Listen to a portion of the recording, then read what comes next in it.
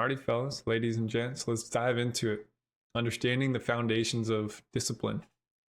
Pretty straightforward today. It's going to be a short lesson. So, have a pen and paper, take some notes, but if not, just listen closely because it will be pretty concise, pretty short. And if you guys need to stop me at any time to clarify or go more in depth on a certain subject, please shoot it out in the chat and we'll go ahead and dive straight into it, guys. Alrighty, so like I mentioned before, this is week 1 of our 4-part series of discipline. And when trying to understand the foundations of discipline, let's first go over the definition of discipline. So let's define it.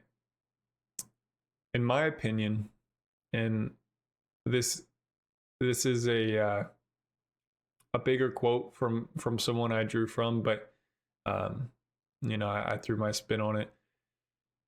Discipline is the deepest form of self-love, period. It's ignoring what you want right now for something better to come. Discipline is the revealing trait behind the commitment you have to your dreams. Your future depends on your discipline. I know that's a pretty heavy definition of discipline, and I think it should be taken as such.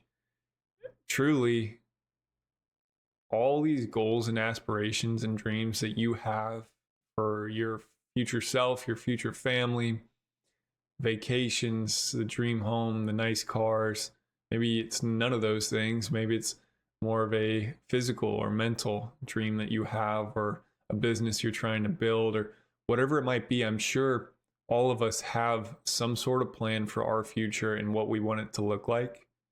And I can confidently tell you that discipline is the trait that you will need to succeed in any of it.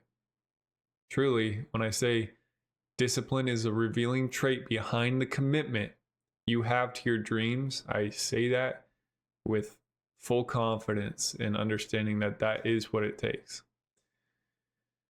So let's move on. I'm going to be bringing up a few people that I've looked to for inspiration, or maybe some character traits that I'm trying to develop.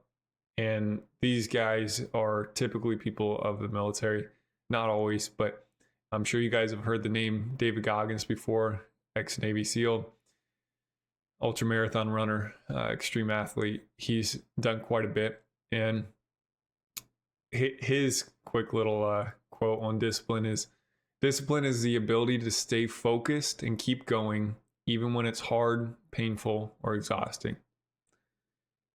And the psychological aspect of that, tying it back to our psychology class, discipline is a mental practice of controlling impulses, managing emotions, and committing to long-term goals despite immediate discomfort. I want to ask you guys a question. What do you think about when you hear that? Like, truly, that's not a rhetorical question, fellas.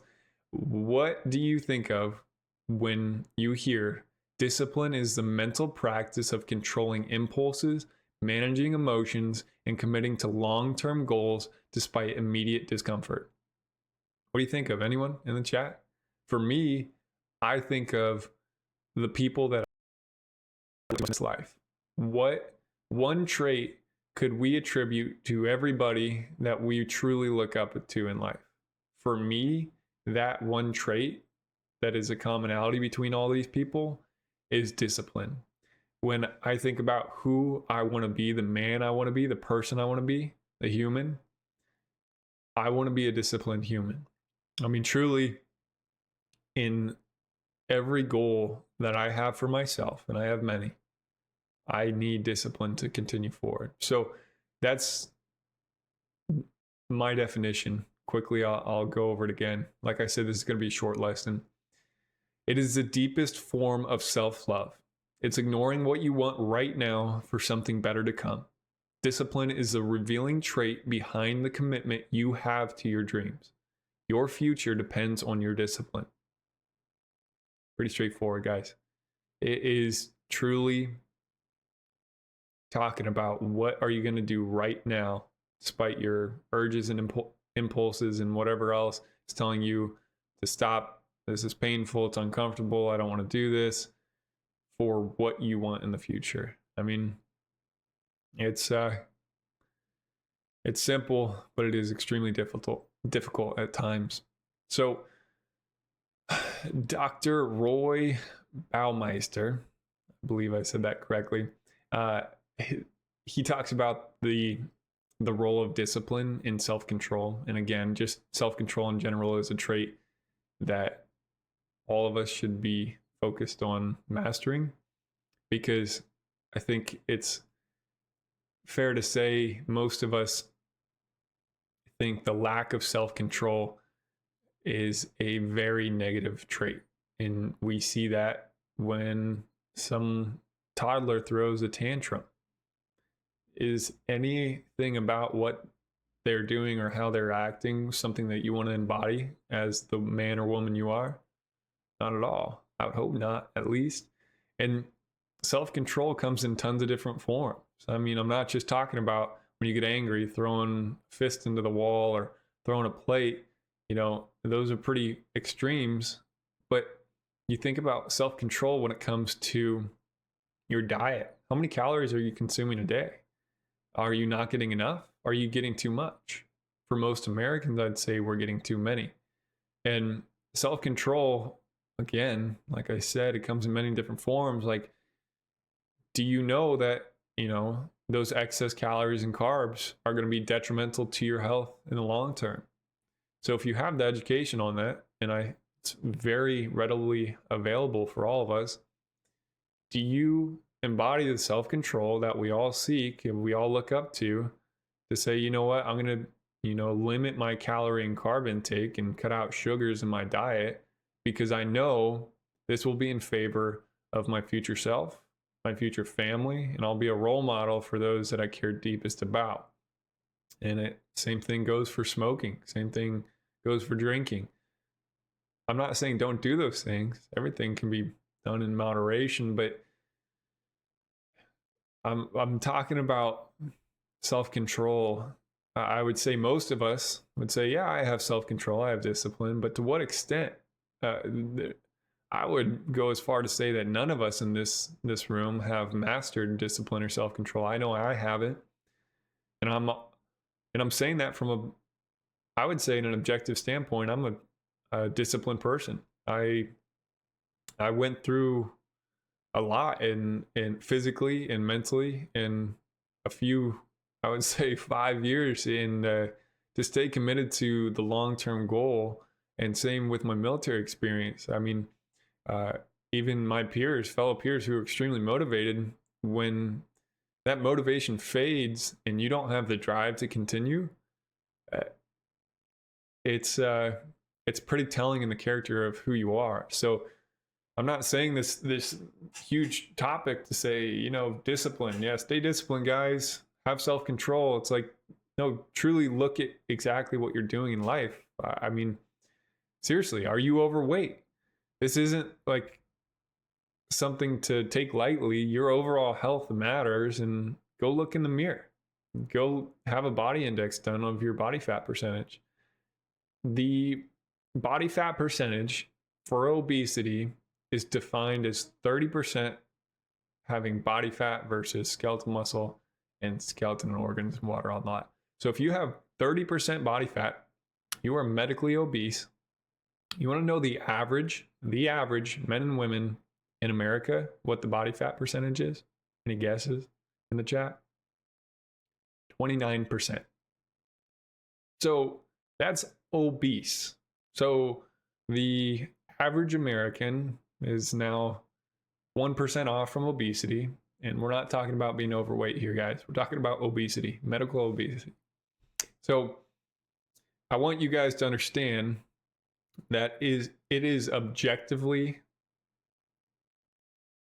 and medically detrimental to your health to have an excess of calories, carbohydrates in your diet.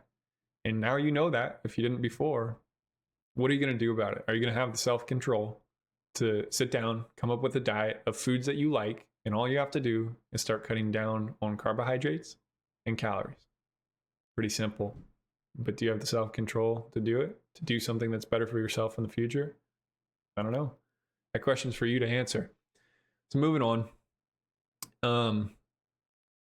Again, a quick definition of self-control: the ability to regulate one's thoughts, emotions, and behaviors in the face of temptations and impulses. No matter how much you want that food or that drink or that smoke, or to not go to the gym, or to watch porn, or to play that video game instead of studying, whatever it is, I mean, it's pretty simple, though it's not easy. This is an encouragement to you guys. So I have some practical examples I'll get into in a moment.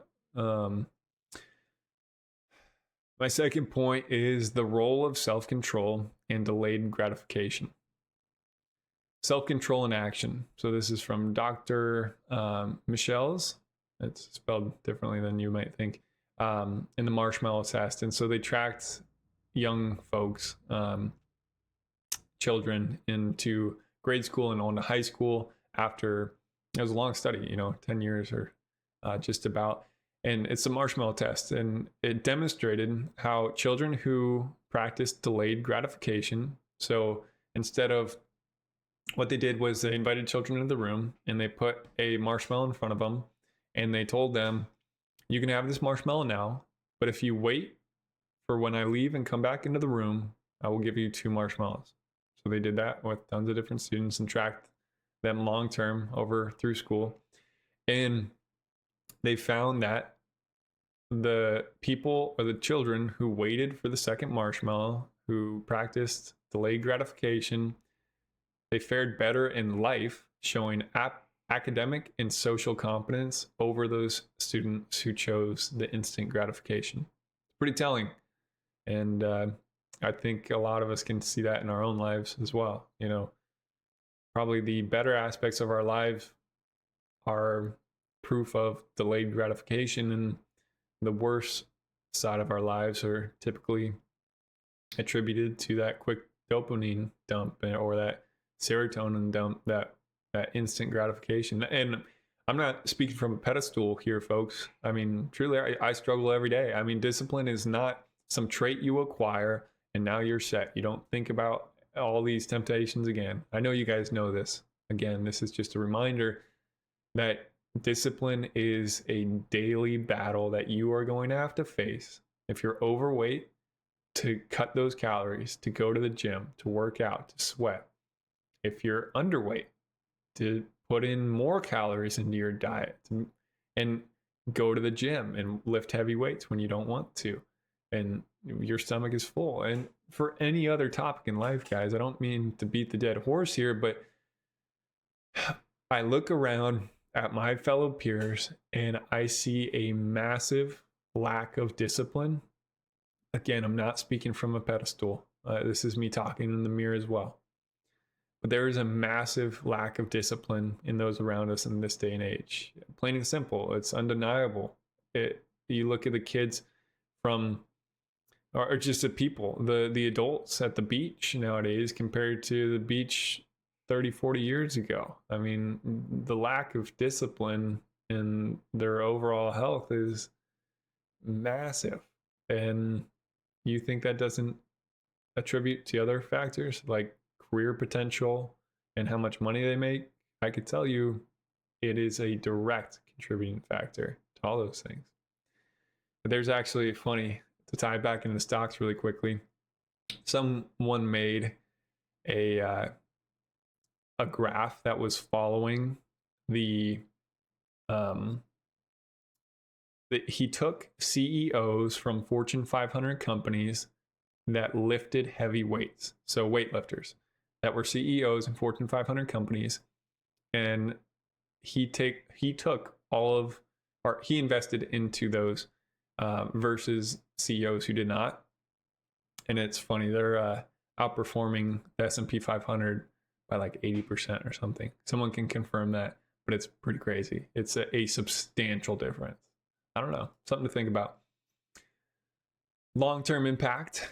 with talking about delayed gratification. It strengthens discipline by training the brain to prioritize future rewards over immediate pleasures. So again, it's our brain is a complex machine that is extremely good at recognizing patterns and forming habits. So the more we do disciplined things, the easier it will become to deny ourselves of these instant gratifications. This quote is from Jocko Willink. Discipline equals freedom. The more you practice discipline, the more freedom you have to make choices that truly align with your values. Say that one more time. Discipline equals freedom. The more you practice discipline, the more freedom you have to make choices that truly align with your values. I'm sure that can resonate with a lot of us. I know it does with me. And especially the discipline equals freedom part. I mean, to tie that directly into what we're teaching here when it comes to the stock market, we're talking about financial freedom. How bad do you want that?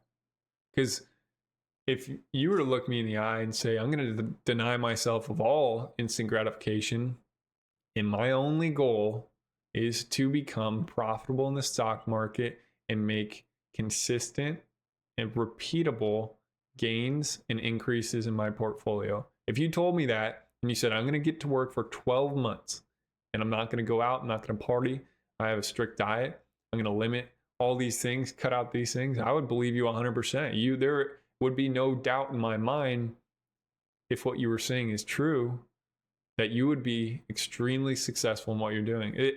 I don't have this part of my notes, but just saying that reminds me of Michael Jordan or Kobe Bryant. Let's take Kobe Bryant, for example.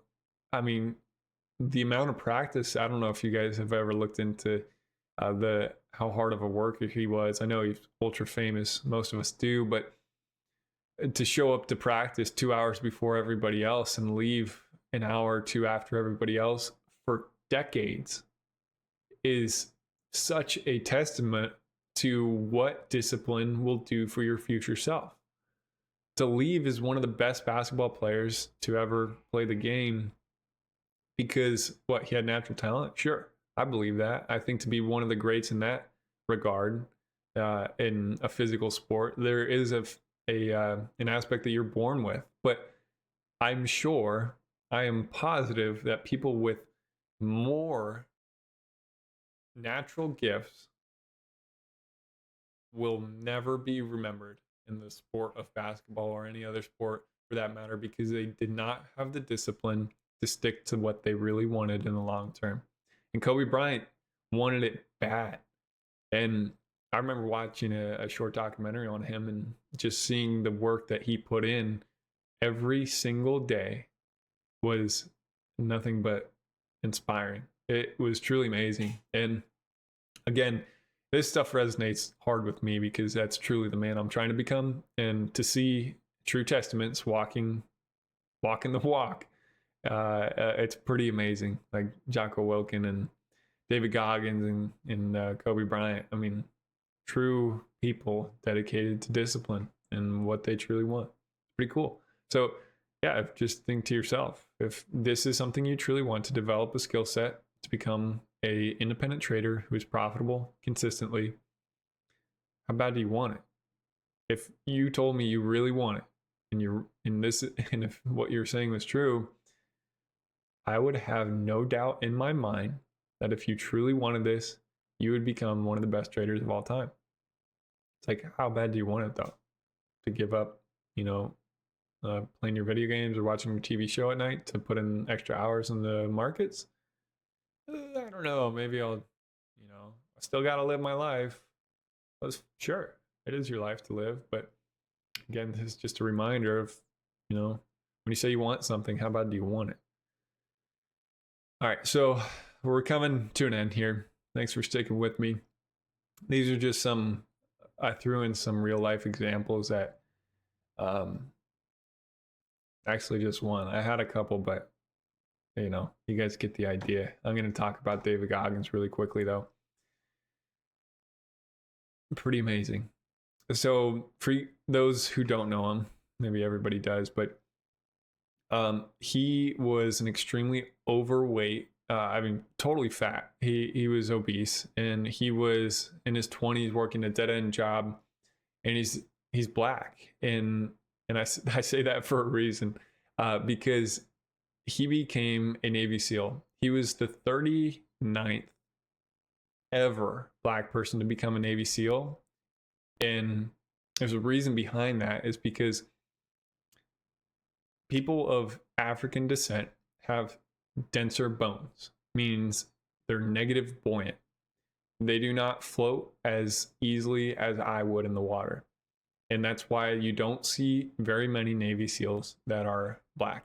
And he went on from having sickle cell disease. He had thyroid issues, adrenal gland issues. He grew up in a broken home. I mean, heartbreaking stuff.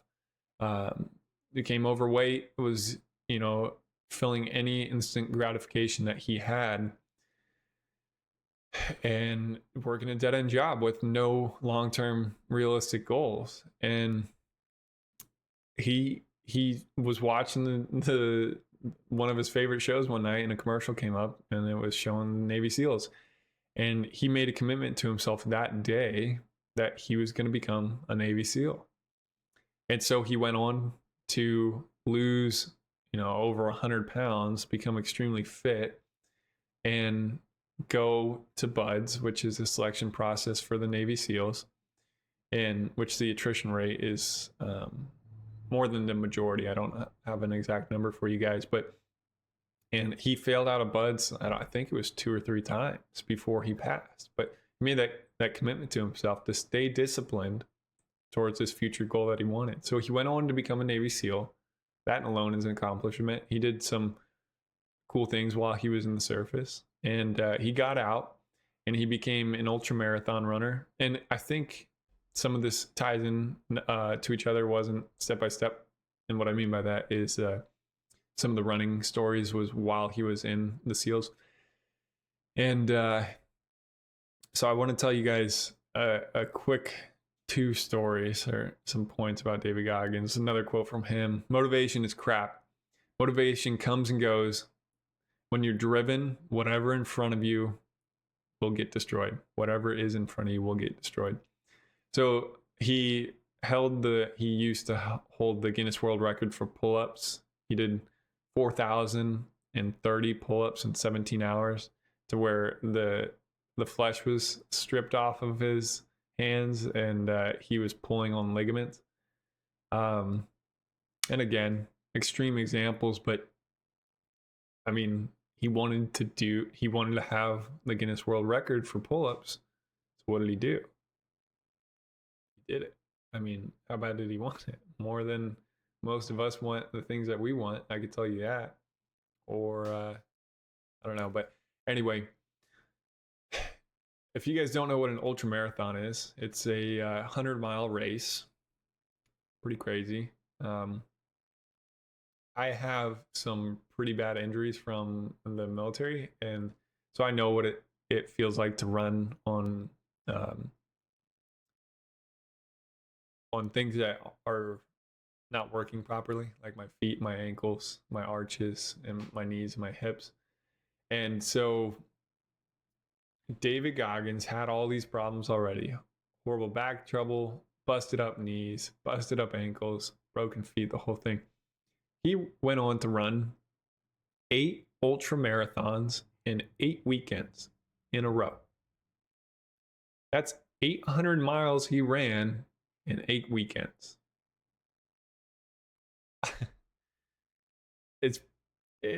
For me, it's so inspiring. And the last point that I want you guys to think about, that there's so many stories with Dave, and I've listened, and I've read his book, and I've listened to so many hours of him speaking. But do you guys know what the Badwater race is? Does anyone in the chat know what the Badwater race is? Probably not. It's pretty niche. So it is an ultra marathon. It's a 135-mile race through Death Valley. You guys are familiar with Death Valley. Just being there kind of sucks. It's a 135-mile race through Death Valley. He did that with, he started that race with broken feet, 2 broken feet, multiple breaks in both feet. The willpower and the discipline needed to do that, I truly believe that capability is inside all of our minds. Whether we believe it or not, it's a fact for me, because I know what humans are capable of. I mean, the countless stories of what people have done and endured, you cannot kill the human spirit. And David Goggins, for me, is a testimony of that. I mean, to start a 135-mile race in the middle of Death Valley with 2 broken feet, pretty crazy. So those are some points for me. This is our intro to discipline, and this is kind of the beginning. So hopefully you guys got a little something out of today's lesson. I try to keep it short for you guys. Going on 30 minutes, not too bad. So, key takeaway: discipline is a skill that can be developed through consistent practice of self-control and delayed gratification, ultimately leading to a fulfilling, successful life. I think we can all agree with that. So I will end this session with this. I encourage each and every one of you to practice discipline every single day and to do better for yourself, for your future self, to show yourself the deepest form of love is to stay disciplined, and ultimately it will be the trait that really tells you how bad you want something. All right, friends, go get a workout in, go eat healthy, go drink water, go tell your loved ones that you love them. All these things are important, and we all know that, but we unfortunately do them not enough.